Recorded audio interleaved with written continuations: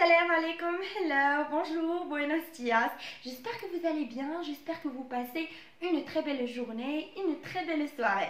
Donc avant de commencer ma vidéo, j'aimerais tout d'abord souhaiter la bienvenue à tous ceux et celles qui viennent de découvrir ma chaîne YouTube. Donc n'hésitez pas de me laisser vos commentaires, vos remarques, de liker, de vous abonner et surtout d'activer la petite cloche en bas, comme ça vous n'allez pas louper mes prochaines vidéos.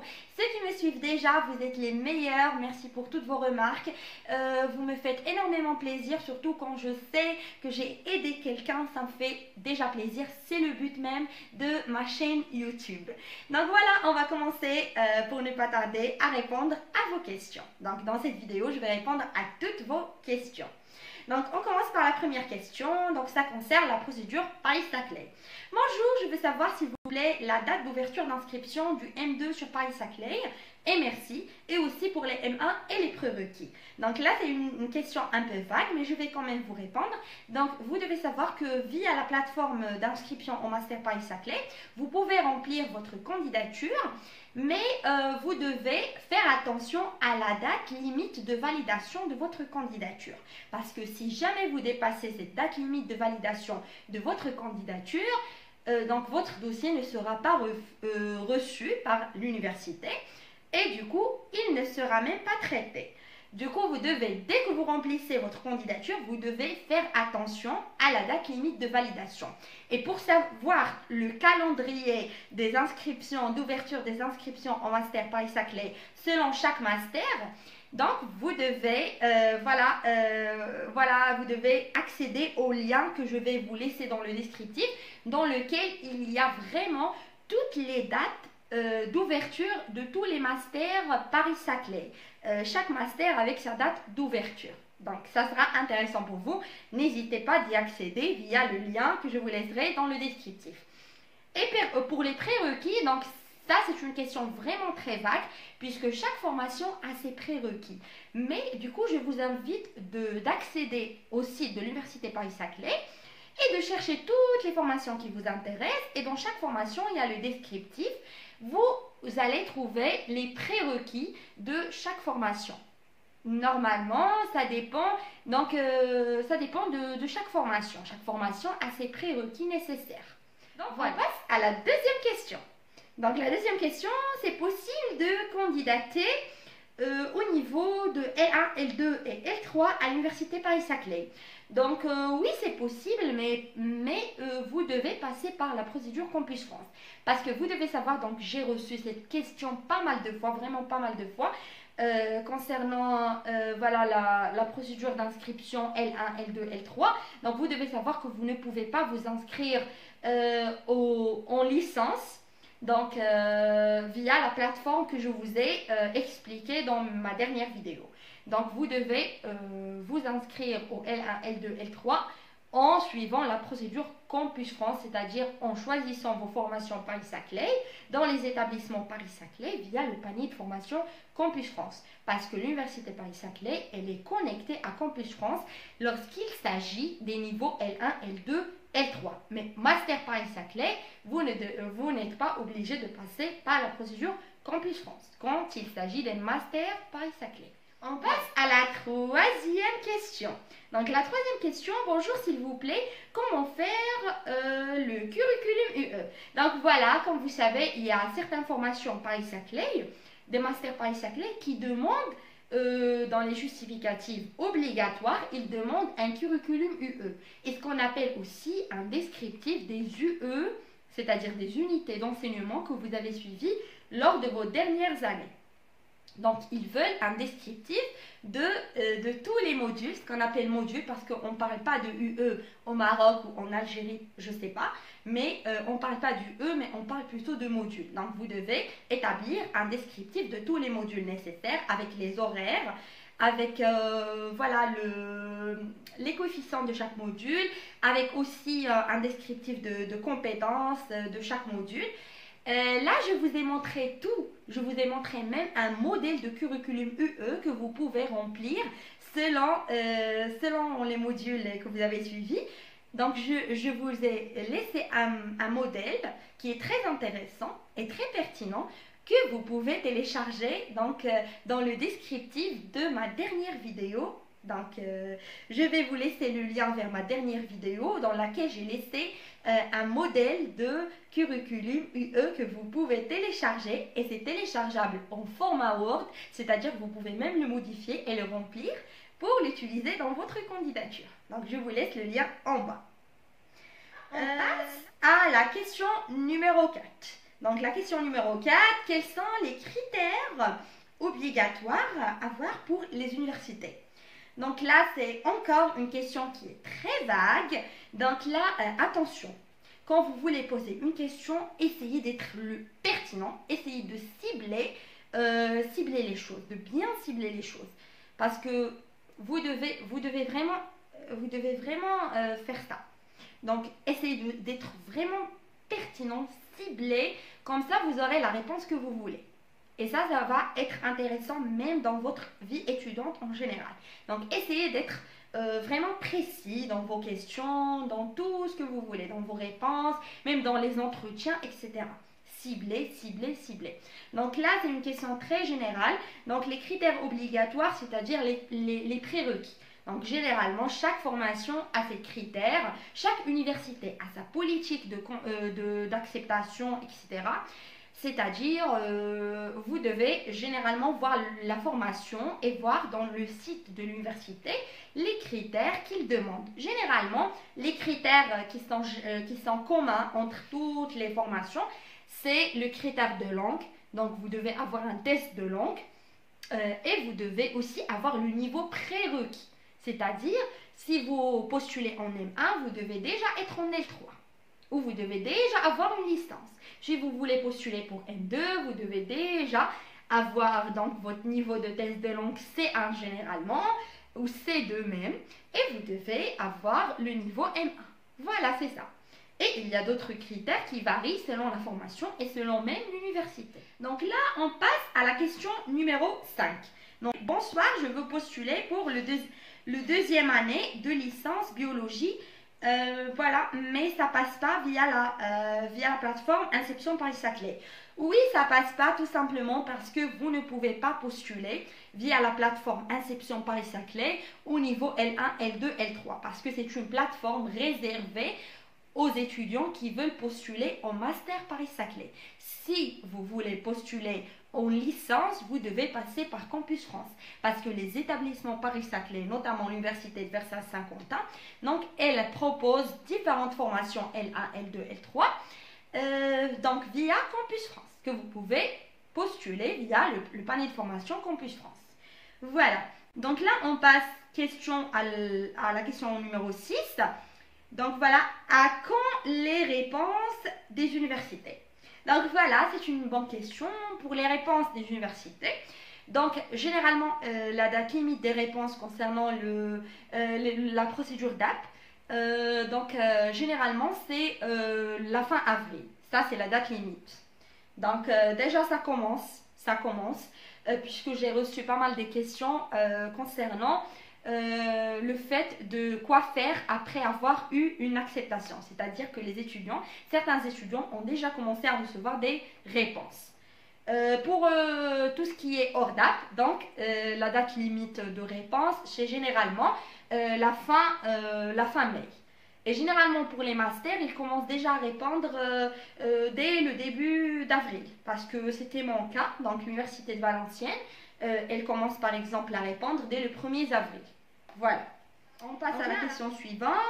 Bonjour, pour postuler à l'université Paris-Saclay, est-ce qu'il est nécessaire d'avoir un TCF, un TOEIC et quelles sont les conditions d'accès pour un master? Donc voilà, pour la première question concernant le test de langue, oui, il est obligatoire. Même s'il n'est pas, parfois, il ne précise pas dans les justificatifs, il ne précise pas ça dans les justificatifs demandés, mais vous devez quand même l'avoir, puisqu'il est obligatoire. Donc je vous vraiment invite vivement d'ajouter un test de langue parmi par exemple dans le document dans lequel vous fusionnez les relevés de notes, vous pouvez également ajouter un test de langue, le diplôme, soit le DELF, le DALF ou bien le TCF, parce que c'est intéressant. c'est intéressant de prouver à l'université que vous avez quand même le niveau nécessaire et que vous pouvez suivre leurs formations qui sont généralement proposées soit en français, soit en anglais. Voilà. Et généralement, même si Paris-Saclay ne le demande pas, vous devez quand même le passer parce que c'est obligatoire pour la procédure visa. Si vous n'avez pas un test de langue, votre visa est automatiquement refusé. À la question suivante, donc quelles sont les conditions d'accès pour un master? Donc les conditions d'accès, ça varie, mais généralement les conditions nécessaires, c'est le test de langue et aussi le niveau prérequis qui est généralement le L3. Voilà. Là, on passe à la question suivante. M1 intelligence économique. Est-ce possible dans ton université? Donc, je ne crois pas qu'il y ait un master intelligence économique, mais il y a un master artificial intelligence et il y a un master de stratégie et management à l'international. Donc, c'est aussi un master qui s'intéresse à tout ce qui est management, gouvernance, et également à l'intelligence économique et stratégique. Donc ça peut vous intéresser. Il y a ce master-là dans lequel vous pouvez postuler via la procédure inscription Paris-Saclay que j'ai montré dans ma première vidéo sur l'inscription Paris-Saclay. On passe à la question suivante. S'il vous plaît, je veux savoir comment ça marche pour Campus France. Donc pour Campus France, donc c'est une question un petit peu vague. Donc pour Campus France, si tu souhaites postuler aux universités et écoles françaises, donc tu dois passer par la procédure Campus France. Donc j'ai tout expliqué dans ma première vidéo. Déjà, vous devez avoir un test de langue. C'est la première chose à laquelle vous devez penser. Donc j'ai parlé de ça dans mes deux vidéos. J'ai parlé de test de langue TCF, DELF, DALF selon votre niveau, quel est le test que vous devez avoir. Et j'ai parlé de la procédure Paris-Saclay, la procédure Paris-Saclay, la procédure Campus France, donc dans une vidéo dans laquelle j'ai tout résumé. Donc je vous invite à la regarder. Donc là on passe à la question suivante. J'ai besoin des explications sur l'inscription Paris-Saclay. Donc l'inscription Paris-Saclay, ça dépend du niveau auquel vous voulez postuler. Si vous voulez postuler au niveau voilà, L1, L2, L3, vous devez passer par la procédure Campus France. Si vous voulez plutôt candidater au master Paris-Saclay, au master international Paris-Saclay, là je vous invite plutôt à regarder ma vidéo dans lequel j'ai expliqué étape par étape la procédure d'inscription au master Paris-Saclay sans passer par la procédure Campus France. Là, on passe à la question suivante. Hadrelina, c'est une question en arabe. Hadrelina, l'université Paris-Saclay ou les formations à l'IFIHA. Donc, l'université Paris-Saclay, c'est une université non connectée à Campus France à laquelle vous pouvez postuler sans passer par Campus France pour les masters. Pour les L1, L2, L3, vous devez passer par Campus France, par le panier de formation Campus France. Donc, c'est une université pluridisciplinaire. C'est l'ensemble des universités de plusieurs établissements, notamment l'ENS Paris-Saclay, l'université de Versailles, l'université d'Evry. Donc, il y a vraiment toute une interdisciplinarité, une pluridisciplinarité des formations diverses proposées par l'université. Donc, je vous invite à regarder les liens que je vais laisser dans le descriptif concernant toutes les formations Paris-Saclay, tous les masters Paris-Saclay, tout ce que Paris-Saclay elle propose. Et je vous invite également à regarder la vidéo dans laquelle j'ai parlé de la procédure d'inscription Paris-Saclay et dans laquelle j'ai présenté l'université Paris-Saclay. Voilà. On passe à la question suivante. Donc, voilà. Quand les inscriptions commenceront. Donc les inscriptions commenceront pour l'université Paris-Saclay. Donc ils ont déjà commencé pour certaines formations. Donc vous devez voir vous-même le lien dans lequel je vais laisser tout le calendrier d'ouverture des inscriptions au master Paris-Saclay. Et voilà, j'ai tout laissé dans le lien. Là, on passe à la question suivante. Des universités qui acceptent B1, s'il vous plaît, domaine français. Donc là, c'est un petit peu chaud. Parce que tout simplement pour la littérature française, vous devez au moins poursuivre une formation littérature française. Vous devez au moins prouver que vous avez le niveau B2 en langue française. Ça, c'est obligatoire. Je ne crois pas qu'il y ait voilà, des formations littérature française qui acceptent un niveau B1. Je crois pas. Donc là, on passe à la question suivante.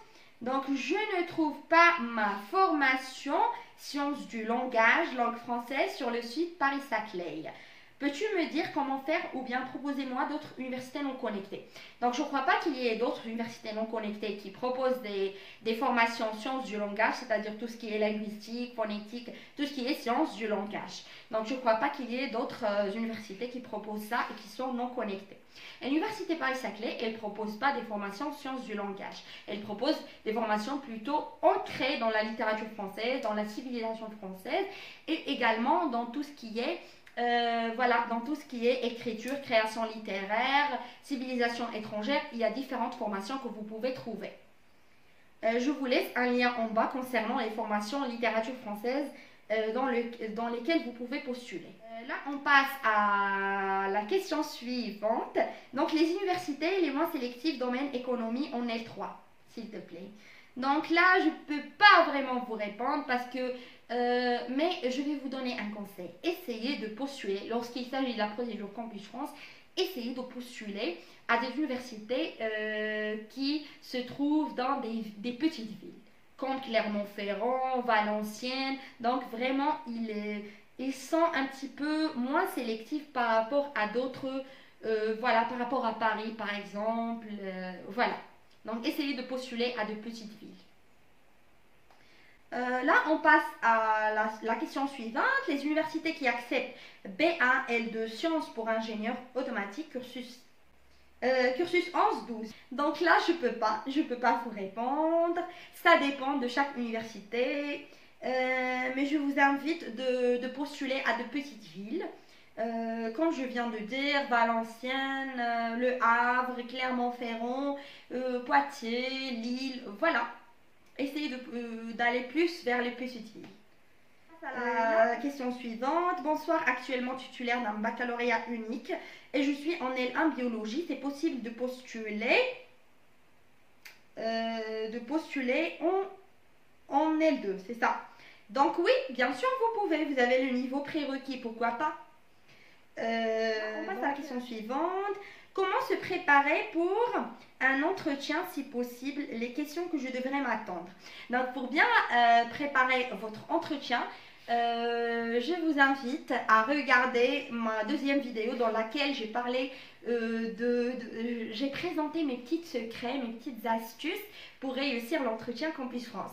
Mais déjà, je vais vous conseiller de travailler sur votre psychologie, d'être un petit peu positif, d'oublier le fait que l'entretien, ça sera difficile, ça sera bloquant, etc. Et de travailler les questions concernant votre projet professionnel, votre projet d'études, vos motivations. Et ainsi, vous devez vous renseigner sur les universités auxquelles vous avez postulé ou bien les écoles, ainsi que la question voilà, leur situation géographique, c'est-à-dire dans quelle ville vous avez postulé, où se trouvent ces villes, pourquoi cette ville et pourquoi pas d'autres villes. Donc voilà, essayez de travailler ces questions-là. Mais les questions qui se répètent généralement, c'est tout ce qui est projet professionnel et projet d'études. Ça se répète. Et ça doit être cohérent avec ce qui a été présenté dans votre dossier Pastel Diplomatie.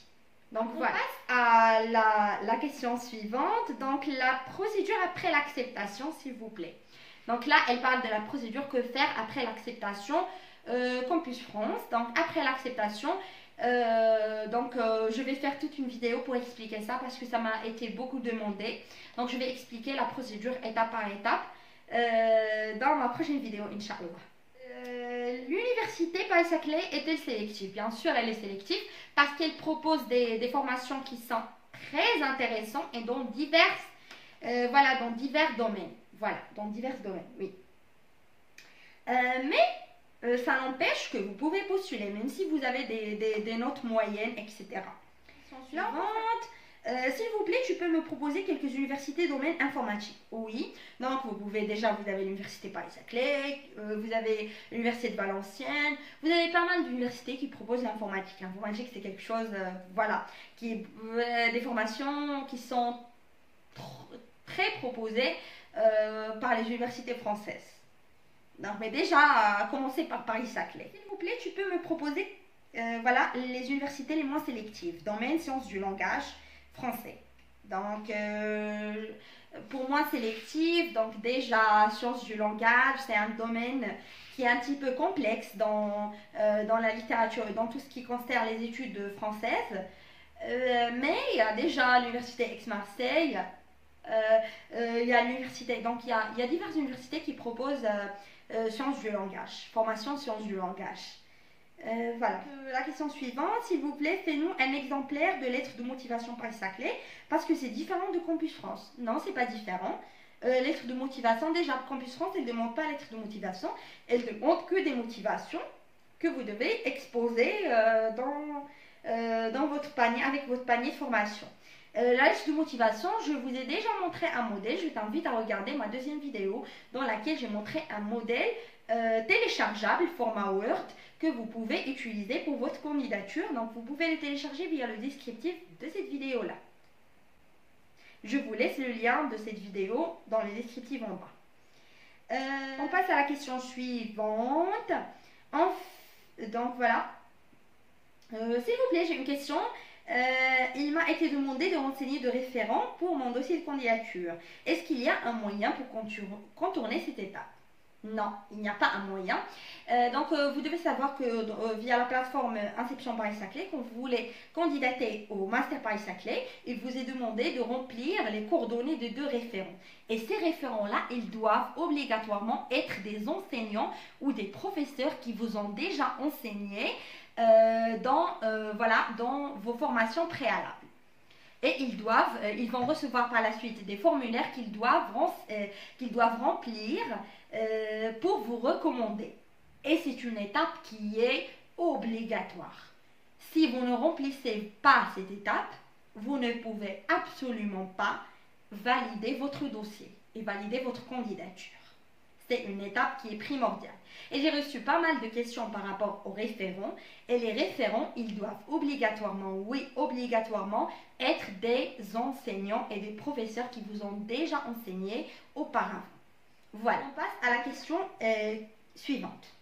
Donc voilà, en fait j'ai une question, si vous pouvez m'aider s'il vous plaît. En fait j'ai eu mon DUT en finance comptabilité l'année dernière. Est-ce que j'aurai la possibilité de postuler en L3 pour enfin continuer en Master CA? Oui, bien sûr, vous avez la possibilité, vous avez le DUT, donc vous pouvez candidater en L3. Vous avez le niveau prérequis. Voilà, la question suivante. Donc j'ai une question, si je postule un master pour Paris-Saclay, je dois obligatoirement appliquer aussi pour Campus France, après avoir demandé la visa, ou ce n'est pas nécessaire? Non, ce n'est pas nécessaire. Vous pouvez uniquement postuler à Paris-Saclay et par la suite, si vous êtes accepté, vous allez faire la procédure que vous devez faire après l'acceptation, c'est-à-dire vous devez aller dans l'onglet je suis accepté et voilà, vous renseignez votre attestation de préinscription fournie par Paris-Saclay et vous pouvez par la suite avoir un rendez-vous de visa sans pour autant passer par le panier de formation Campus France. C'est une procédure indépendante. Voilà, la question là, on passe à la dernière question, s'il te plaît, à propos des UE.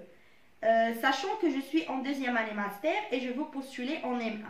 Est-ce que je joins les relevés de notes de L2 et L3 ou bien M1 et M2? Pour les relevés de notes, vous devez fournir tous les relevés de notes, tous vos relevés de notes, c'est-à-dire tout le L2, L3, M1 et M2. Et pour les UE que vous devez remplir dans le curriculum UE, je vous invite à fournir le descriptif des UE que vous avez suivis lors du L2, L3, parce que c'est ça ce qui intéresse l'Université Paris-Saclay. Ce n'est pas plutôt le M1, M2, mais parce que vous postulez pour M1, ce qui l'intéresse, c'est plutôt le L2, L3, même si vous avez déjà un M1, M2. Voilà, donc essayez de fournir plutôt le descriptif des UE suivis lors la 2e année de licence et la 3e année. Voilà. Et pour le curriculum UE, vous n'allez pas pour autant voilà, faire un descriptif de tous les UE, mais vous pouvez tout simplement faire le descriptif des UE nécessaires, c'est-à-dire des modules nécessaires que vous avez suivis. Donc voilà, j'ai terminé pour les questions que j'ai recensées. Pour vos questions, donc j'ai essayé de répondre, voilà, essayez de regarder mes autres vidéos parce que j'ai fourni pas mal de formations dans mes autres vidéos. Tous ceux qui s'intéressent à la procédure Paris-Saclay, il y a des vidéos. Pour tous ceux qui s'intéressent à tout ce qui est Campus France, il y a aussi des vidéos. Donc n'hésitez pas de me laisser toutes vos questions en bas. Donc voilà, n'hésitez pas de laisser vraiment toutes vos questions, de me poser toutes vos questions via les commentaires YouTube. Voilà, je vais essayer vraiment de répondre à toutes vos questions. D'ailleurs, je réponds à toutes vos questions. Et voilà, j'espère que ça a été un petit peu bénéfique pour vous. Je vous souhaite un bon courage dans tout ce que vous êtes en train de faire. À tous ceux qui sont en train de suivre la procédure Campus France, je vous souhaite un bon courage. Je souhaite de tout mon cœur que vous allez recevoir des réponses positives, des acceptations des universités et des écoles qui vous intéressent le plus. Donc, ne stressez pas. Voilà, soyez forts. Et rien n'est impossible, tout est acquis avec la volonté, la passion et la patience. Je vous retrouve dans une prochaine vidéo, Inch'Allah. N'hésitez pas de liker, de vous abonner, de commenter, d'activer la petite cloche en bas. Parce que comme ça, vous n'allez pas louper mes prochaines vidéos. Donc voilà, bonne journée ou bonne soirée. Bisous, bisous. Assalamu alaikum.